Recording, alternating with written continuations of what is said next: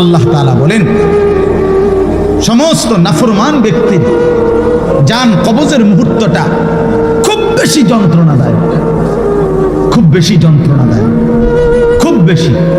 এই যন্ত্রণার সিস্টেম হইল, নবীজি বলছেন প্রত্যেক নাফরমান পাপী, হাদিসের মধ্যে আছে নেককার ব্যক্তি ফেরেশতা আজরাইল অত্যন্ত সুন্দর আকৃতিতে নেককার ব্যক্তির কাছে আইসা তার রুহু কবজের সময় বলবে, হে পবিত্র আত্মা, আল্লাহর সন্তুষ্টি নিয়ে তুমি বের হয়ে আসো।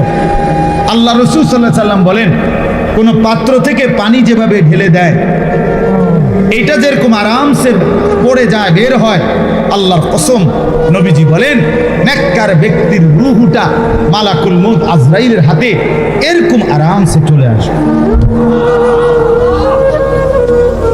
আর আল্লাহর নবী সাল্লাল্লাহু আলাইহি সাল্লাম বলেন কোন নাফরমান পাপী এক নম্বরে তার মৃত্যুর সময় প্রথম হইল ফেরেশতা মালাকুল মউত আজরাইল অত্যন্ত নিকৃষ্ট বিভৎস কুৎসিত চেহারা নিয়ে তার সামনে দাঁড়ানো।